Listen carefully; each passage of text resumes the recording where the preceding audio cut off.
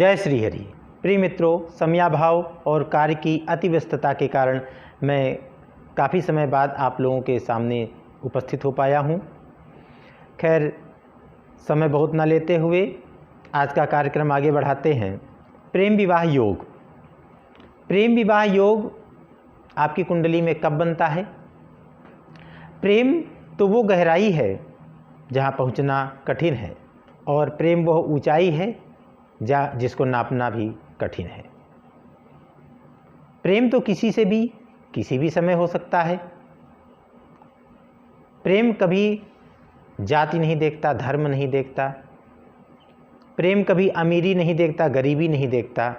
प्रेम कभी ऊंचाई नहीं देखता, या प्रेम ये नहीं देखता कि अमुक व्यक्ति नीचे तबके का है या ऊंचे तबके का है।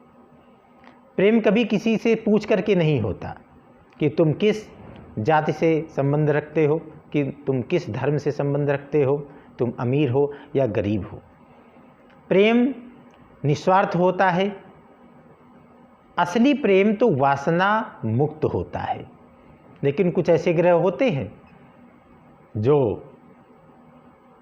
वासना मुक्त नहीं हो सकते। वो प्रेम करवाएंगे, वासना युक्त करवाएंगे। कुछ ऐसे ग्रह होते हैं, यदि वो कुंडली में युति बनाकर बैठ जाएं, जैसे गुरु और शुक्र यदि कुंडली में एक साथ बैठ जाएं, तो हमारा प्रेम वासना मुक्त होगा।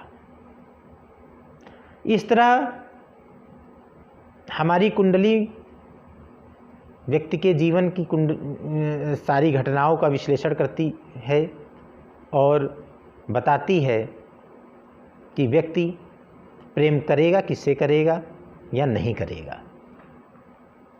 चलिए कार्यक्रम आगे बढ़ाते हुए ये समझते हैं कि प्रेम विवाह योग कैसे बनते हैं। कौन कौन से भाव प्रेम विवाह के लिए जिम्मेदार होते हैं, कौन कौन से ग्रह प्रेम विवाह के लिए जिम्मेदार होते हैं। तो 4 भाव। सबसे पहले लग्न भाव, जो हम स्वयं होते हैं। चतुर्थ भाव, जो हमारा सुख होता है। पंचम भाव, जो हमारा प्रेम होता है। और सप्तम भाव, जो हमारा पति या पत्नी अर्थात हमारा स्पाउस होता है। ये 4 भाव हमारे प्रेम विवाह योग के लिए जिम्मेदार हो सकते हैं। इसी तरह 4 ग्रह, मुख्यतः ग्रह तो और बहुत सारे ग्रह जिम्मेदार हो सकते हैं, लेकिन मुख्यतः लग्नेश, जो हम स्वयं हैं। चतुर्थेश, जो हमारी सुख की जिम्मेदारी रखे हुए है।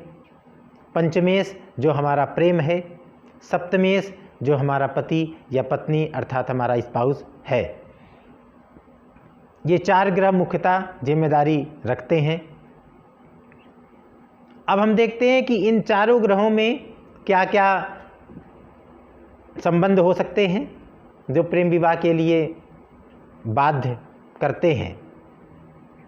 यदि लग्नेश, सबसे पहले लग्नेश और पंचमेश की स्थिति देखते हैं। यदि लग्नेश पंचमेश के घर पर बैठ जाए, यानी कि लग्नेश और पंचमेश में स्थान परिवर्तन हो जाए, लग्नेश पंचमेश की राशि पर और पंचमेश लग्नेश की राशि पर बैठ जाए। इसी तरह लग्नेश पंचमेश के नक्षत्र पर बैठ जाए या पंचमेश लग्नेश के नक्षत्र पर बैठ जाए, तो प्रेम विवाह योग बनता है। यदि लग्नेश और पंचमेश कुंडली में कहीं भी युति लगा करके बैठ जाएं, तो प्रेम विवाह योग बनता है। यदि लग्नेश और पंचमेश एक दूसरे को पूर्ण दृष्टि से देख रहे हों, तो प्रेम विवाह योग होता है। यदि लग्नेश पंचम भाव पर आकर के बैठ जाए, तो प्रेम विवाह योग होता है। इसी तरह पंचमेश और सप्तमेश को भी देखते हैं।